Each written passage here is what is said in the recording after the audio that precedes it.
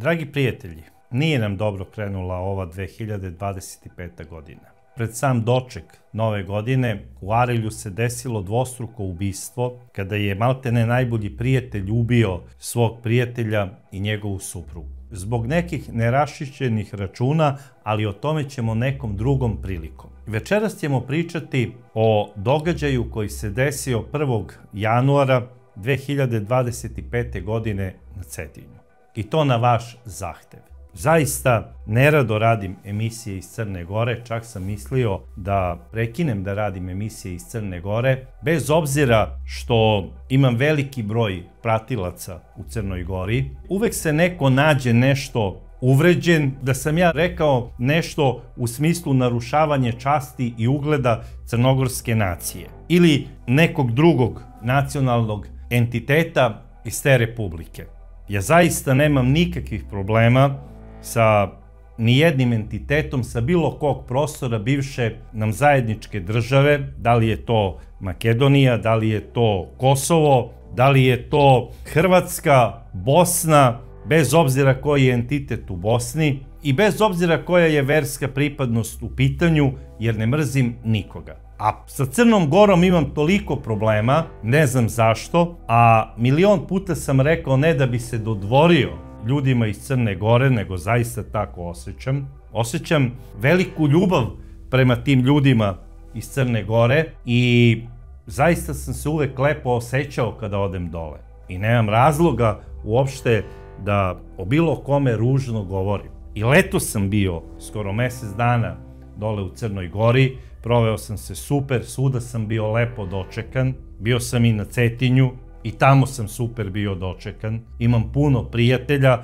i za vašu informaciju 363 ljudi me zvanično prati sa Cetinja na mom kanalu, s obzirom da samo jezgro grada Cetinja ima 7000 stanovnika, to je jedan veliki broj. A celo Cetinje, koliko sam tada informisan kada sam bio, ima 16.000 stanovnika, a cela opština 21.000.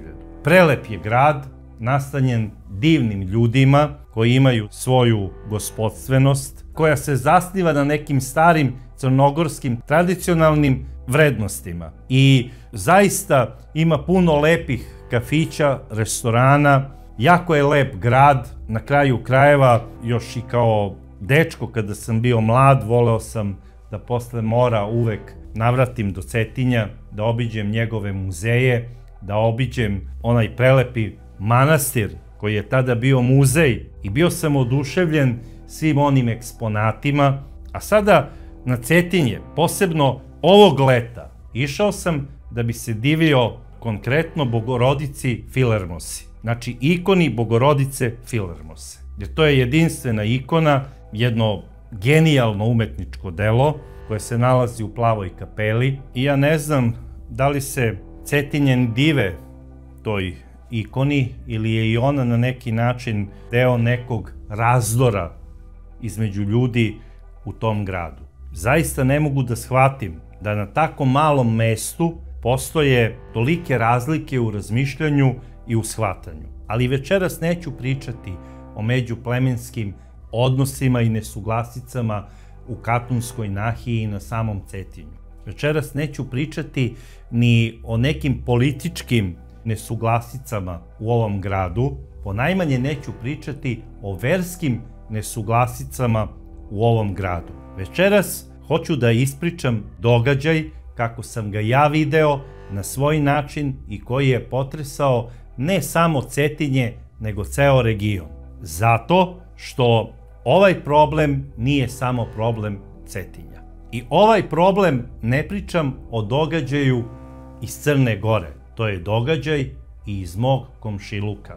Zato što kada se to desilo, sreo sam neke svoje komšije koje su kretale put Cetinja, uplakani, a mnoge žene su čupale kosu. Jer odlaze tamo na jedan tužan događaj, na sahrane svojih najbližih. Jer ja sam to bezbroj puta rekao, od 100 mojih komšija u Beogradu, 60 su Crnogorci, a neki su upravo sa Cetinja. I ti neki su zbog ovog događaja 2. januara krenuli put Crne Gore. Neplanirano. A šta ih je to navelo na taj put? To što je moje komšije navelo da krenu put Staroga Kraja, to je tema večerašnje emisije na vaš zahtev, dragi prijatelji. I večeras ću pokušati da na svoj način ispričam ovu tužnu priču i da pokušam da dođem do nekog razumnog, bar sa moje tačke gledišta, objašnjenja šta je bio povod za ovaj događaj koji se desio 1. januara 2025. godine oko 18 časova na Cetinju. Naime, sve je počelo u kafani Velestovo, koja se nalazi u blizini sportskog centra, odnosno stadiona na Cetinju. Ovu kafanu mnogi nazivaju ukletom, zato što je od ranije bila stecište nekih lokalnih probisveta. I tu su česte bile tuče, incidenti i problemi. A vlasnik koji je ranije držao tu kafanu, on je toliko bio spustio cene u svom objektu, najverovatnije zato što su ljudi izbegavali dolazak, pa da bi imao goste, on je spustio cene na neku mizeriju kako bi dolazili da piju tu za dž u tom bifeu i tu su neretko izbijale tuče. Znači, kafana koja ima najniže cene, tu su najčešći problemi. Da se ne lažemo. Što je jeftinija zabava, veći su problemi. To je u svakom segmentu. Iako ste mornar pa odaberete najjeftiniju damu, imate veliku šansu da dobijete neku neželjenu bolest. Što je skuplja dama, rizik je manji. Bilo i ostaće. Tako je i u kafanama. Ako idete u kafanu gdje su najjače cene, budite sigurni da vas niko neće uznemiravati i niko neće obraćati pažnju ko ste, šta ste i odakle ste. Bitno je da imate novac da platite ono što ste poručili. I budite sigurni da je to najsigurnije i najjeftinije piće. Sada, šta se dešava u ovoj kafani Velestovo? Ona je poslovala sa starim poslodavcem koliko je poslovala, to više nije išlo. Tu je dolazila raznorazna bulumenta, dolazila je često i policija, kafanu je zatvarala, dolazila je i inspekcija. Tu su bili, znači, stalni problemi i gazda je odlučio da istu izda. I kafana je izdata Mirku Vuletiću i umesto starog naziva Podmornica, ona je sada počela da se zove Velestovo. Mirko je uzeo tu kafanu i naravno mnogo toga se nešto promenilo u istoj. Zapravo promenili su se neki gosti, počeli su da dolaze Mirkovi rođaci, prijatelji koji su ga znali, okupljali su se tu da bi popili neku čašicu, da bi pričali o raznoraznim stvarima. Uglavnom su to bili iz njegove familije Vuletića, njegovi isto rođaci Martinovići i neki drugi koji su bili njemu bliski na ovaj ili onaj način. Pričali su o mnogim stvarima, maštali su neke bolje dane i to je tako funkcionisalo od onog trenutka kada je on tu kafanu iznajmio. I šta je najbitnije u celoj toj priči? Tu se nikada nije pravio doček Nove godine, ali je Mirko uvek 1. januara otvarao kafanu da bi se družio, kako je smatrao kakav je red i da ga ne bi bio maler u sledećoj godini, družio bi se 1. januara sa svojim najboljim prijateljima. I to je radio svake godine. To je uradio i ove godine. I evo jednog snimka gde se on sa društvom u toj istoj kafani sa najboljim prijateljima, društvom i rođacima veseli. Pustite me da volim svoju voz.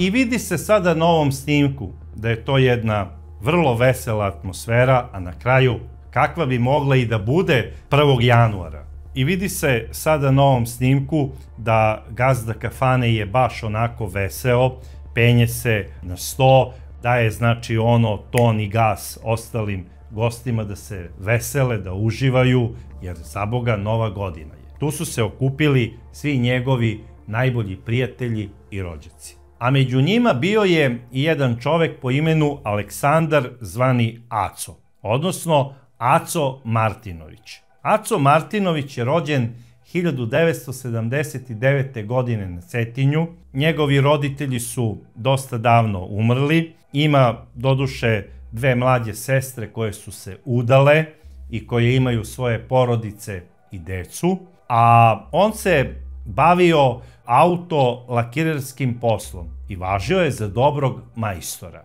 Doduše, Aco, bez obzira što ga komšije opisuju kao divnog momka, koji, eto, nikada se ni sa kim nije posvađao, niti je nekada rekao nekome ružnu reč, možda je to sve istina tako, možda su komšije prvog dana sve to zaista tako i rekle, ali je činjenično stanje da Aco Martinović nije baš bio tako fini momak, kako su ga opisale na prvi mah komšije. On je zapravo još 2005. godine imao jednu tuču, ozbiljnu tuču u jednoj cetinskoj kafani i zbog nasilničkog ponašanja, znači u toj tuči i nanošenja teških telesnih povreda, bio je osuđen na 3 meseca zatvora. Međutim, kasnije mu je taj zatvor prešao u uslov i on nije išao u zatvor za to krivično delo nasilničkog ponašanja. On je sve do 2022. godine policiji bio bezbednosno apsolutno neinteresantan.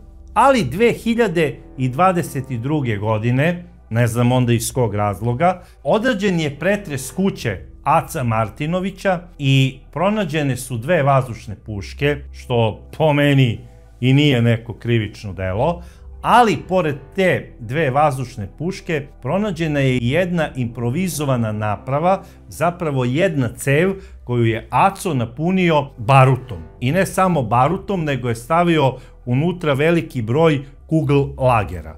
I to je zapravo jedna opasna eksplozivna naprava koja ako se negde postavi može da bude faktički jedna vrlo ubitačna bomba. I zbog ovoga što mu je pronađeno, pokrenut je krivični postupak protiv Aleksandra Aca Martinovića i on je u prvostepenom postupku zbog ovoga osuđen, verovali ili ne, ponovo 3 meseca, a ne znam po kom osnovu je dobio najmanju vremensku kaznu zatvora, koja nije postala ni pravosnažna, jer Aco je napravio eksplozivnu napravu za koju čovek ne može ni po kom osnovu da ima dozvolu, da je ima u privatnom posedu. I da ste general, komandant neke kontradiverzione brigade, ne smete da imate nikakvu eksplozivnu napravu. Kada je sami pravite, to je opasnije priča nego da ste imali recimo ručnu bombu kašikaru, koju isto ne možete da imate ni po kom osnovu. I umesto da mu se stavi neka ozbiljna robija za ovo, po meni ovo je mogao da ide i član iz dela terorizma, jer zapravo takve bombe se i koriste za terorizam. Pretpostavljam da je ovaj čovek planirao u svom bolesnom mozgu da je aktiviran na nekom velikom skupu i da napravi neko veliko zlo. Ja se zaista pitam kako to može sada takav čovek koji je napravio paklenu mašinu i koga bi ja kao operativni radnik na terenu stavio u bezbednosno interesantne osobe ne iz kriminogenog sveta, nego iz sfere terorizma. I faktički, Aco Martinović je trebao da bude pod nadzorom policije ma gde da se kreće. Ako krene za Srbiju, da se obaveste vlasti u Srbiji, da stiže bezbednosno interesantno lice iz domena terorizma. Ili ako ide za Hrvatsku, ili ako ide za Albaniju, Italiju ili bilo gde. On je to možda planirao da stavi u neku crkvu ili možda u džamiju. Ne znam gde je planirao da stavi tu bombu. Jer to sigurno nije pravljeno da bi se koristilo za lov na vrapce. Ali ne znam zašto se pravi ovakva paklena mašina, kada svi znamo da na Cetinju i okolini nema ni jednog jezera, niti velike reke, da bi on sada ubijao ribu, a na kraju krajeva i to je opasno krivično delo. I opravdanje za posedovanje takve paklene mašine ne postoji.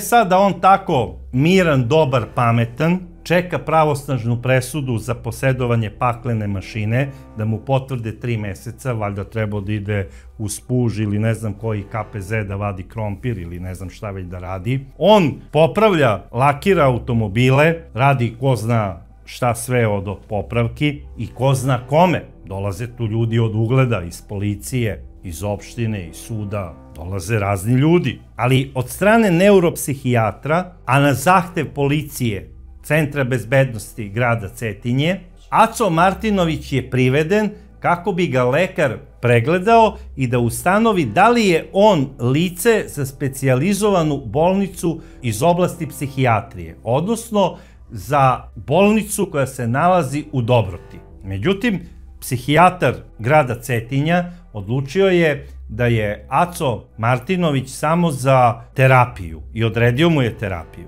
I sada, da nije policija privela Acu Martinovića psihijatru, on se nikada zapravo ne bi ni pojavio pred psihijatrom. Jer to je njegovo prvo pojavljivanje pred takvim lekarom za ceo njegov život.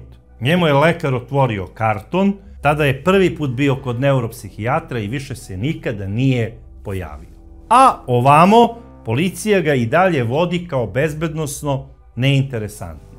Sada, da li policija na Cetinju, a ne sumnjam da policija grada Cetinja ima velike probleme u samom gradu, jer po izveštaju DE i Europola 100-ak momaka iz ovog grada se bavi organizovanim kriminalom. Ja to sada ne znam da li je tako, ali to je zvanični izveštaj Europola. A Centar bezbednosti Cetinje broji 28 policajaca. I što je ono najporaznije za ovaj grad, građani grada Cetinja ne vole da sarađuju sa policijom. Policajci u ovom gradu su uglavnom sa severa Crne Gore, koji dolaze u taj grad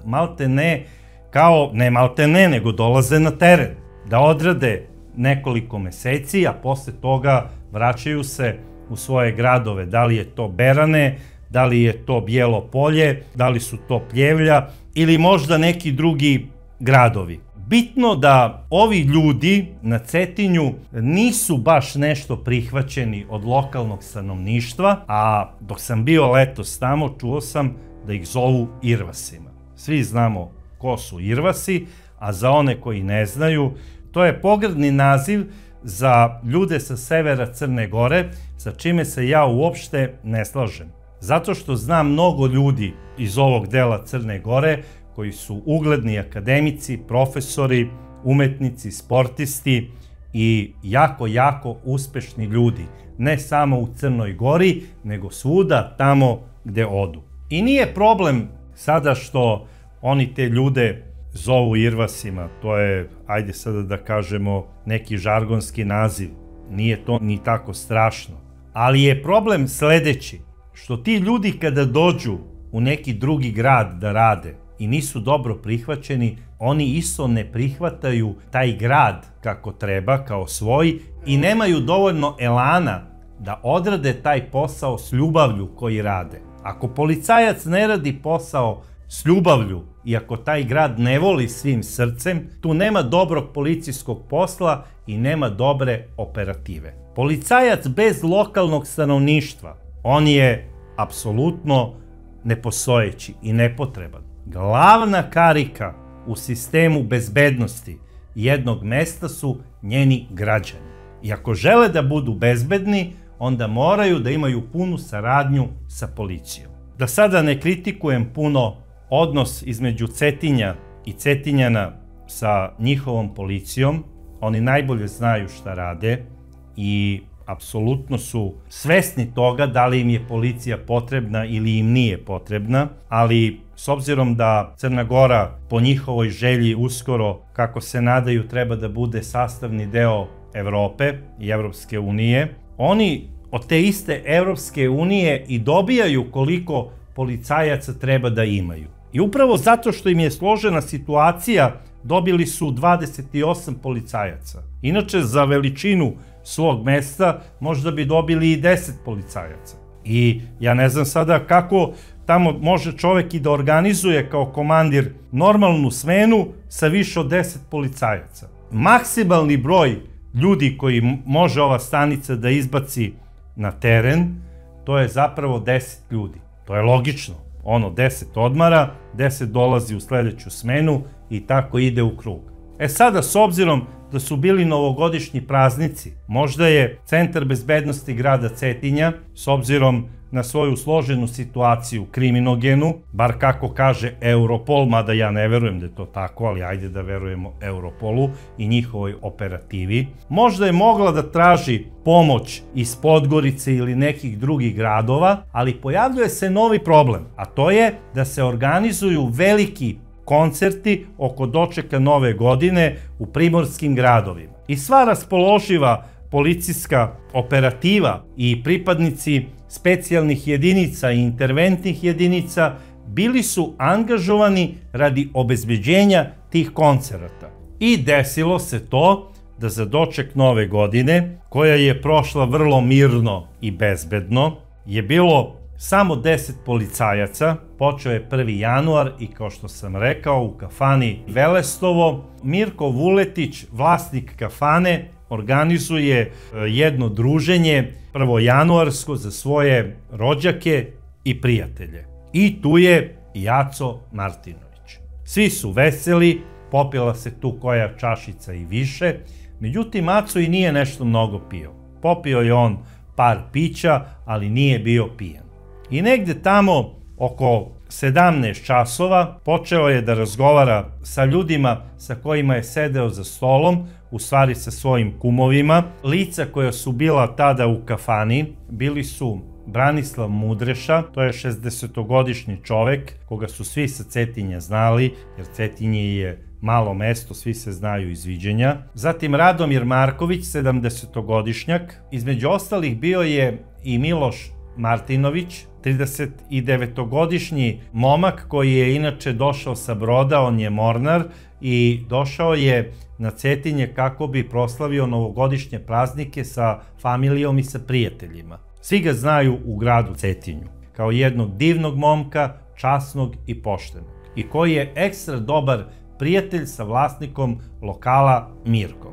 Bio je zatim Marko Vuletić, rođen 1984. godine, zatim Andrija Mudreša, rođen 1983. godine, i izvesni Dejan Kokotović, rođen 1985. godine. Po navodima i štampe, tu je navodno bio i Jošo Otašević, koji je imao 55 godina. Da li je to tačno ili nije, odnosno da li je on zaista bio tada u tom trenutku u lokalu ili ne, meni je to malo čudno, ali po pisanju štampe on je bio. A zašto je čudno, objasnit ću kasnije. Po kazivanju svedoka, a i po pisanju štampe, vlasnik kafane Velestovo, Mirko, posvađao se sa Acom navodno oko budućeg paljenja badnjaka koje treba da se održi 6. januara. Ko će gde da pali svoj badnjak, jer oni nisu pripadali istim verskim zajednicama. Bez obzira što su faktički rođaci i što žive u istom mestu, ne pripadaju istim pravoslavnim verskim zajednicama. Sada ko je kojoj verskoj zajednici pripadao, to sada ja i ne znam. Po kazivanju svedoka, svađa je zapravo ispala između njih dvojice, koja verska zajednica ima pravo da pali badnjak ispred Cetinjske mitropolije ili da se pale oba badnjaka. I tu je došlo do velike svađe. Jedan je tvrdio naša verska zajednica ima pravo na manastir i da tamo pali badnjak. Ovaj drugi je rekao to više ne može da se toleriše, badnjak ćemo paliti mi, i u toj raspravi počeli su i da vređaju jedan drugog i sada u jednom trenutku Mirko, i samo njemu znanih razloga, bar po pričama prisutnih, počinje da se šali na Acov račun i kaže ma šta ti glumiš domaćina, nisi se ni oženio, ti si na kraju krajeva najverovatnije gej, što ti uopšte pališ badnjak, pusti nas domaćine koji imamo porodice da mi palimo badnjake. I tu je umalo došlo i do tuče, jer da budem iskren, takva uvreda koja je nalivena sa alkoholom i u Beogradu završava tučom. Nažalost, po tim jeftinim bircusima to obično tako i biva. Da meni neko kaže u smislu što ti pališ badnjak, ti si gej ili svašta nešto, ja bi se samo nasmejao i skulirao bi, ja se ne bi uvredio jer nisam gej. Ali u tim malim mestima gdje se svi znaju i neka shvatanja se sasvim drugačije gledaju. I ako je neko stvarno gej u jednoj takvoj maloj konzervativnoj zajednici, odnosno sredini, on se trudi da ne bude razotkriven. I kada shvati da je razotkriven, njegova reakcija je eksplozivna i završava se tučom. I malo mi je sada neobično ponašanje Aca Martinovića. Zašto sada on odjedared skače da se pobije sa ljudima koji su mu prijatelji, kumovi, na neku opasku, ti si na kraju krajeva gej, ne mora da pališ badnjak. Ne vidim šta je sad to toliko uvredljivo za njega, to su njegovi prijatelji, njegovi kumovi. Ali on se uvredio, smrtno se uvredio i izašao je iz kafane tačno u 17 časova i 15 minuta. Jer video je da su svi stali na stranu gazde Mirka i da bi najverovatnije u nekom fizičkom razračunavanju Aco dobio deblji kraj, on je ustao i izašao je. I svi bi sada rekli pametno što je izašao. Međutim, ja mislim da je on zapravo demonstrativno napustio kafanu. Jer najverovatnije da je bio povređen, što mu je to rekao njegov dobar prijatelj, koji je inače dever njegove rođene sestre, a tu je za stolom bio prisutan i njegov kum, koji je došao sa plovidbe i koji se na svu tu šalu smejao. Aco Martinović izlazi i odlazi do svoje kuće svojim automobilom Fiat Stilo. Međutim, on odlazi do svoje kuće, ali ne sa namerom da se ne vrati. On se vraća i ulazi u kafanu. I bez upozorenja vadi pištolj, repetira ga i počinje da puca. Prvi koji su bili pogođeni s leđa, a jedan od njih je bio zapravo i vlasnik kafane Mirko Vuletić, i oni nisu ni bili svesni da ih je Aco Martinović ubio. Aco Martinović nastavlja da puca. Ubija 4 ljudi u ovoj kafani i 3 teško ranjava. A ubio je Branislava Mudrešu, Radomira Markovića, Miloša Martinovića, vlasnika kafane Mirka Vuletića, a ranio je Marka Vuletića, Andriju Mudrešu i Dejana Kokotovića. Zapravo on je bio ubeđen da je ubio svu 7. E sada, ono što je najveća misterija, u kafani je bio i Jošo Otašević. U njega Aco nije pucao. I posle ovog izvršenog masakra, Jošo Otašević odlazi sa Acom Martinovićem, seda u automobil i odlaze u nepoznatom pravcu. A konobar, koji je u trenutku kada je počela pucnjava istrčao na zadnja vrata, uzima svoj mobilni telefon, zove Centar bezbednosti Cetinje i kaže: policija, dođite hitno u kafanu Podmornica. Sve nas je pobio Aco Martinović. I policija je krenula. Najverovatnije da nisu ni znali gde je kafana Podmornica bila, jer je ovaj rekao stari naziv, verujući da svi znaju tu kafanu pod starim nazivom, i krenuli su ka naselju Bajice, koje se nalazi suprotno od mesta gdje se desila pucnjava i masakr u kafani Velestovo. A taj kraj gdje je kafana Velestovo, isto u lokalnom tom žargonu ljudi, isto se zove Bajice, jer je uglavnom naseljen ljudima iz mesta Bajice. I sada šta se dešava? Policija, ne znajući za sve to, jer konobar je možda i rekao ovdje u Bajicama, u Podmornici sve nas je pobio Aco Martinović, oni odlaze u mesto Bajice. I sada mnogi zameraju policajcima što su oni promašili čitav kvart u Malom Cetinju. Policajci uglavnom su sa severa Crne Gore, pričamo o policajcima koji rade u gradu Cetinju, i oni su možda imali najbolju nameru da stignu što pre, ali su iz neznanja otišli u mesto koje se zove Bajice. Evo sada ću da vam ispričam jedan primjer iz Beograda. Za one koji ne znaju, u Beogradu je isto među beogradskim građanima velika sramota da oni ili njihova deca rade u policiji. I šta se dešava? Policija je uglavnom iz unutrašnjosti i sada mnogi ne znaju kako se u lokalnom žargonu nazivaju pojedina mesta i kvartovi. Recimo, kada se nešto desi kod bivše kafane London, mi kažemo: halo policija, ovde kod Londona desilo se to i to. Međutim, neko ko je došao iz Kragujevca ili recimo Ćuprije, Paraćina ili možda tamo iz Zrenjanina, on ne zna gde se nalazi London u Beogradu, jer možda će i pomisliti da ih neko zeza i da priča o Londonu u Velikoj Britaniji.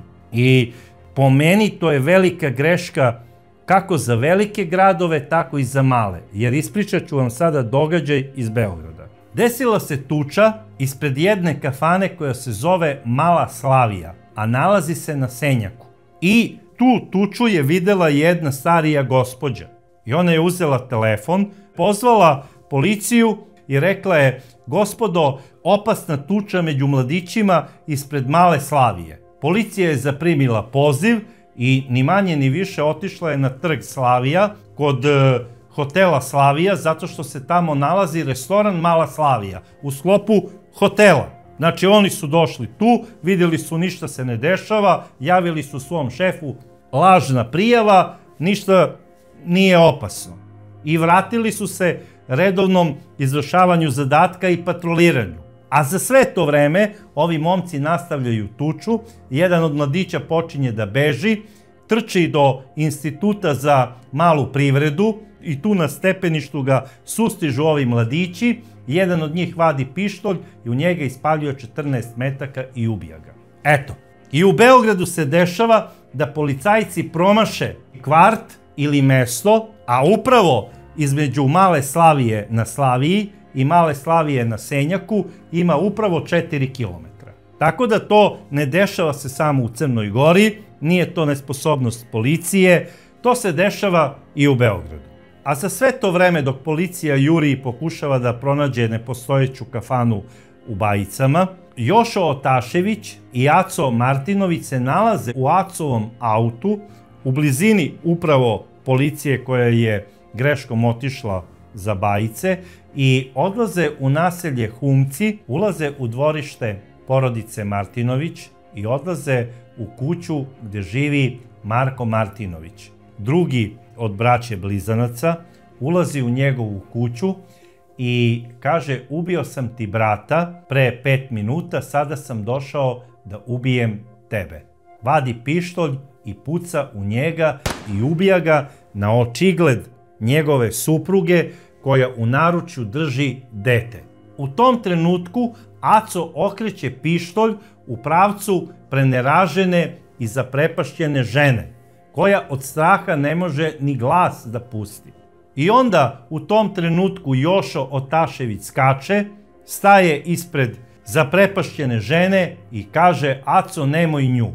U tom trenutku Aco puca u grudi Joši Otaševiću i ubija ga sa 2 metka. I ja sada ne znam da li je ova majka hrabrost, koja nije uspela da pusti ni glas od straha, ipak pustila brzi korak sa namerom kako bi spasila svoje dete koje je držala u naručju, i sigurno dok je bežala da je Aco ispalio i metak da bi ubio i nju, ali na sreću taj metak nije bio smrtonosan, on je ovu majku hrabrost samo ranio i ona je uspela da pobegne u komšiluk. Zapravo da pobegne u kuću koja je za nju i za njeno čedo bila spas. I omela je Acu Martinovića da ugasi lozu ove časne porodice. E sada Aco Martinović šta radi dalje? Sada je ubio i svog prijatelja.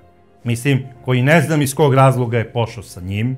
Zaista, to je sada za mene najveća misterija u ovoj priči. I ne znam koje prirode je sada on njemu prijatelj, drug ili šta je već. Jer samim tim, kada je krenuo u taj krvavi pohod da mu pravi društvo, on je saučesnik u celom tom ludilu. Ili bi bar tako trebalo da bude. Ako je istina ono što govore mediji. Ako nije istina, ja se izvinjavam ovom prilikom porodici Otašević. E sad, da se vratimo na ono što smo sigurni. Posle ovoga, Aco Martinović odlazi do kuće roditelja blizanaca braće Martinović, odnosno do svojih starijih kumova, koja se nalazi u istom dvorištu. Nesrećni ljudi nisu ništa neobično shvatili to što su čuli pucnjeve, jer Nova godina je, puca se na Cetinju iz svih mogućih oružja i to nije ništa neobično. I sada Aco Martinović ulazi kod svojih kumova i sa već pripremljenim pištoljem ubija i njih dvoje. A to su Radovan i Radmila Martinović, roditelji blizanaca. Njihov kum Aco je imao nameru da uništi ovu porodicu totalno. I posle ovog zločina, četvorostrukog ubistva, on seda u svoj automobil i odlazi kilometar dalje. I dalje se nalazi u naselju Humci, ulazi u kuću Vuletića i tu u dvorištu ubija dva brata. Dečake koji su se igrali i koji su se radovali novogodišnjem prazniku. A to su 13-godišnji Jovan i 8-godišnji Vukan Vuletić, koji su inače sinovi rođenog brata vlasnika kafane Velestovo. Posle ovog najmonstruoznijeg čina koji je mogao da uradi jedan ljudski Aco ulazi ponovo u svoj automobil i odlazi u naselje Donji Kraj u kuću svoje sestre i zeta. Do kuće gde je samo dan ranije dočekao srećnu novu godinu sa svojim najbližima, jer je bio pozvan od srca i od strane svoje sestre, Zorice Vuletić. Zorica mu otvara vrata i vidi svog brata koji u desnoj ruci drži pištolj. Ona od straha kreće da ide unazad i kaže šta se sada dešava. A Aco njoj kaže: Zorice, ubio sam 10 ljudi do sad. Došao sam da ubijem i tebe. A ona kaže: pobogu Aco, zašto? Odlično ti znaš zašto.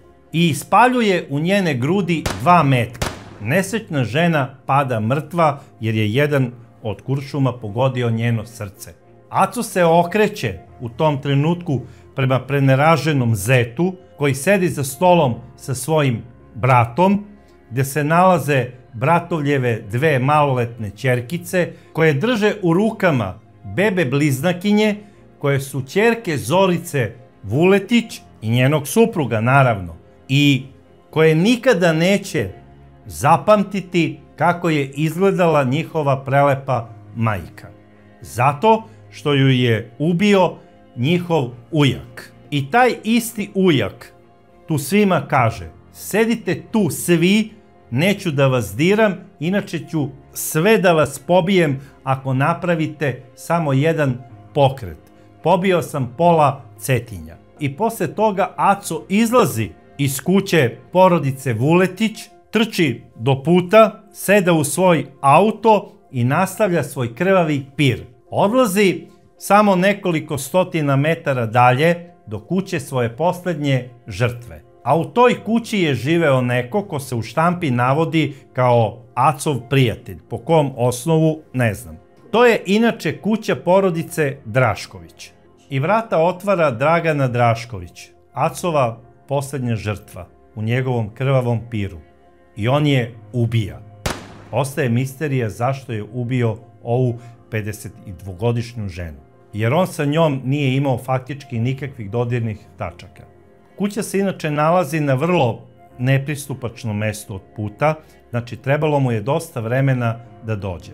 Za sve to vreme njega traži policija po celom Cetinju. A traže ga na sledeći način. Kako koji krvavi pir izvrši, tako policija dobija poziv i kaže se: halo policija, ovde je to i to mesto, Aco Martinović je ubio toliko i toliko ljudi. I ovi više počinju da se gube u celoj toj priči. Uključuje se i operativni radnik koji kreće sa zamenikom komandira. Obaveštena je znači kompletna policija Crne Gore da se na Cetinju dešava pokolj i da se ponavlja priča od pre 2,5 godine kada je Borilović ubio 10 ljudi.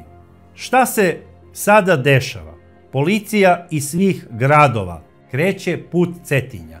Dolazi posebna jedinica policije i dolazi protivteroristička jedinica sa ukupno oko 120 ljudi i pokušavaju da lociraju Aca Martinovića. Za to vreme Aco Martinović posle zadnjeg ubistva odlazi do svoje kuće i odlučio je da se sakrije u pomoćnom objektu svoje kuće.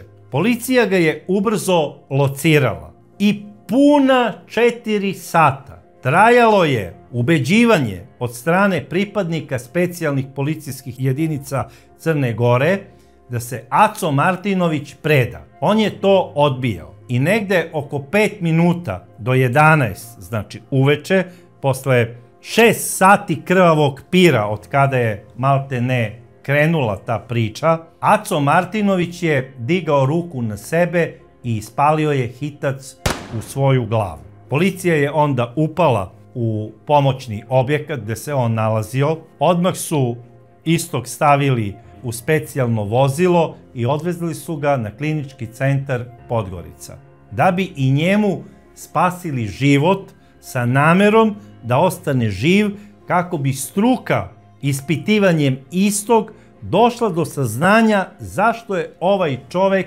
izvršio još jedan masakr na Cetinju. Nakon snimanja ove emisije, Dejan Kokotović je preminuo u bolnici 9. januara. U ovom krvavom piru ubijeno je 8 muškaraca, 3 žene i 2 deteta. Tuga do neba. Ljudi još uvek ne mogu da prihvate da se ovako nešto strašno desilo samo dan posle dočeka Nove godine i da je Nova godina na Cetinju krenula krvavo i to sa rekom krvi i da su nevini ljudi stradali u ovom suludom i krvavom pohodu jednog umno poremećenog čoveka. Zapravo niko i nije saopštio pravi motiv. Zašto je ovaj čovek odlučio da pobije svoje najbolje prijatelje i kumove? I usto još i maloletnu decu. To ne može da shvati ni psić koji je bio u vlasništvu ovih maloletnih dečaka i sada u dvorištu čeka da se oni od nekud pojave. I cvili, plače. Zapravo i ova životinja zna da se deca neće pojaviti i da su ona sada u raju. I da su tamo najverovatnije srela i dečicu koja su stradala u prošlom masakru i da se sada zajedno druže.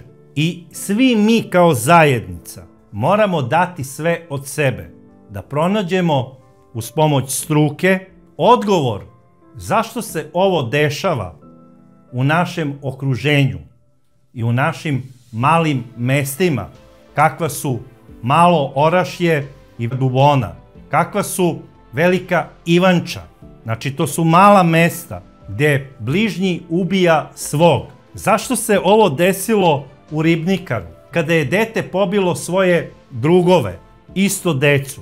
Zašto se ovo dešava 2 puta za 2 godine u jednom malom mestu kakvo je Cetinje? I kompletna zajednica mora da nađe rešenje i odgovor na ovo pitanje.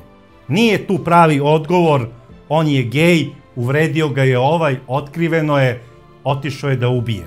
Mada sam već imao prilike da obrađujem jednu priču o kojoj će tek opet da se priča i pričat će se sa razlogom, gde je momak poreklom sa Cetinja i bio je gej, izvršio je ubistvo da se ne bi otkrilo da je gej. E sada, da li je to i u ovom slučaju isto? To ne mogu sa sigurnošću da tvrdim, ali po pisanju štampe bila je takva šala. A dobio sam i poruku putem društvenih mreža da je to najverovatnije razlog da se pokrene neka zločinačka priča u mozgu ovog čoveka koji je sebe predstavljao kao velikog vernika. Ja se sada pitam, šta zapravo ti ljudi rade po tim manastirima i crkvama kada idu? Da li se oni mole Bogu? I ko je njihov Bog? Da li njihov Bog priča o ljubavi prema bližnjem svom i o oprostu grehova i svega ostalog, u smislu ono biblijski, ako ti neko opali šamar, okreni mu drugi obraz. Ili govori o ubistvima, o oku za oko i o ubijanju dece.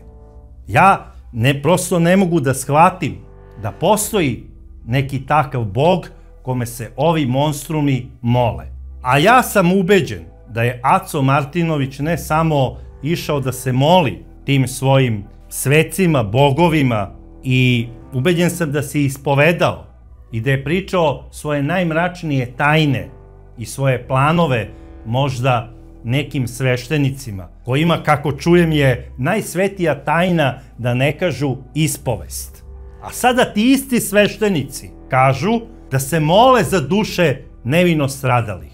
Da li mi sa sigurnošću možemo da tvrdimo da se ovaj veliki vernik, koji je čak i u svom WC-u imao ikone pravoslavne crkve, nije ispovedio nekom od tih kaluđera i rekao da želi da pobije celu porodicu, zato što sumnja da su otkrili njegovu tajnu.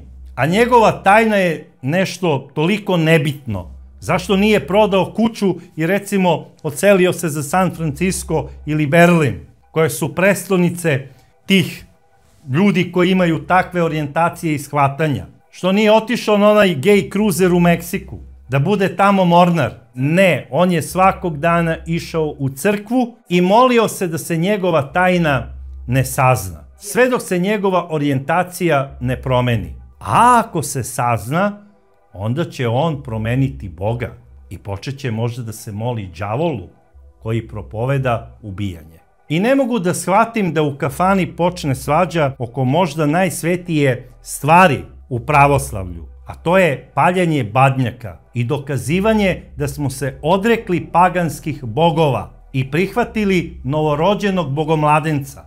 Zato se badnjak i pali, jer se odričemo paganstva i prihvatamo novu veru, novog Boga, bogomladenca. I na najsvetiji dan, kada je taj bogomladenac rođen, kada je kao Bog se pojavio u ljudskom obličju, da nam dokaže da čovek može postati Bog i da čovek, ako veruje u njega, može postati jednog dana sastavni deo tog vrhovnog božanstva. Oni svake godine tamo na Cetinju pale 2 badnjaka, a između njih je kordon od 100 specijalaca. To je za mene najstrašnija slika. Da se ne bi pobili između sebe, jer ne znaju ko posjeduje pravo da bi palio badnjak ispred Crnogorske mitropolije. Ja ne želim sada da ulazim u politikanstvo, još manje u verske rasprave. Ali, da sam ja ministar policije, ja bi zabranio javno paljenje badnjaka na Cetinju jer nije bezbedno. Ali takođe, bez politikanstva, pozdravljam posle ovog događaja odluku gradske vlasti grada Cetinja i njenog gradonačelnika da se oformi specijalni tim stručnjaka koji će biti sastavljen od najškolovanijih policajaca, koji će biti sastavljen od psihijatara i koji će biti sastavljen od psihologa i koji će praviti malte ne patrole po Cetinju i po mestima u okolini Cetinja, kako bi uočili ljude koji su opasni po sredinu, a sa ciljem da se više ovo nikada ne dogodi. Jer ti ljudi moraju biti uvedeni u specijalne registre i da budu lečeni. Jer očigledno da se građani Crne Gore, a ne samo Crne Gore, nego i Srbije, stide ako neko iz njihove porodice je psihički bolestan. Jer se veruje da ako neko iz porodice je tako okarakterisan, da se iz te porodice devojke i momci ne mogu udavati i ženiti. I onda se to čuva malte ne kao što zmija čuva svoje noge. A nema tajne na brdovitom Balkanu koja ne može da se sazna. Jer ovde se sazna da su i u cara Trojana kozje uši. Ovde i frula pastira progovori. A najgore je kada javnost za neku tajnu sazna na ovaj način. A ovo je najveća bol. I zato, Apelujem na sve ljude koji imaju nekog u porodici sa nekim psihičkim problemima da pokušaju da ga leče i da ovakvim timovima koji treba da se oforme u celom regionu prijavljuju svoje rođake. Da ne bi njihova porodica bila spominjana po masakrima, jer svi sada znaju da je Aco Martinović bio i psihički bolesnik i da je najverovatnije bio gej. To da li je bio veliki vernik, to je on samo smatrao da je bio veliki vernik. A možda mu je i neko rekao da treba da ide u crkvu da se leči. Pa ako je toliki vernik bio, zašto se nije zamonašio? Zašto pobi sve ove ljude? Jer evo, odrekli su ga se sada svi na Cetinju. I ne zna se sada posle obdukcije, jer je on preminuo, kao što sam rekao, na kliničkom centru, ne zna se gde će Aco Martinović biti sahranjen. A obdukcijom je utvrđeno da je imao malu količinu alkohola u krvi. Svega 0,4 promila. To je znači jedna čašica vinjaka od 0,3 recimo. A što se tiče psihoaktivnih supstanci, nije imao ni u najavi. Aco Martinović će ostati upamćen da je 1. januara 2025. godine izvršio jedan od najvećih masakra i da je sam rimski papa, dok je držao jednu od svojih onih propovedi i molitvi, spomenuo građane Cetinja i rekao je da će se tog dana moliti za njihovu dušu. I osudio je i on Acu Martinovića. Za ono što je uradio Aco Martinović nema oproštaja. I nema toga što može iskupiti njegove grehove. Više uopšte nije bitno da li će ministar policije Crne Gore podneti ostavku i direktor policije, jer demonstranti sa Cetinja traže ostavke ministra policije i direktora policije. Uopšte to više sada nije bitno. Čak otac ministra policije je rekao: sine, ako imaš malo časti, podnesi ostavku. Nastavi da živiš dostojanstveno i časno kao i tvoji preci. Ja sam ubeđen da policija nije mogla ovo da predvidi. I nije mogla da spreči sam tok događaja. Ali da se prema Aci Martinoviću drugačije ophodilo u samom startu, možda kada je otkrivena ona paklena mašina, možda ne bi ni došlo do ovog masakra. E sad, tu više već nije kriva policija, tu su možda sada krive i neke druge institucije. Ali ne bih sada da optužujem i ne bih da upirem prst sada ni u koga. Jer zaista ova tema je jako potresna i jako sam teško izneo ovu priču. Dragi prijatelji, pre svega želim prvo da se obratim građanima Cetinja ako prate ovu emisiju. Budite sigurni da moje srce od prvog trenutka kada sam saznao za ono što vam se desilo pati. Jer znam da ste dobri ljudi i znam da imam puno prijatelja u vašem gradu i sve ono što mogu da kažem, nemojte da gubite nadu u zajednicu. Verujte svojim gradskim vlastima, verujte svojoj organizaciji kompletnoj i volite svoje komšije, bez obzira kojoj verskoj zajednici pripadaju i na kojoj strani kordona pale Badnjak. Vi ste Cetinjani, vi ste jedni te isti ljudi, vi ste ista krv. I ako verujete u krv kao nešto što je najsvetije, onda neka vam to bude najsvetije. Prikočite oružje i više posvetite pažnju svojim komšijama. Zaboravite da li su iz ovog ili onog bratstva. Suviše smo mali da bismo se delili.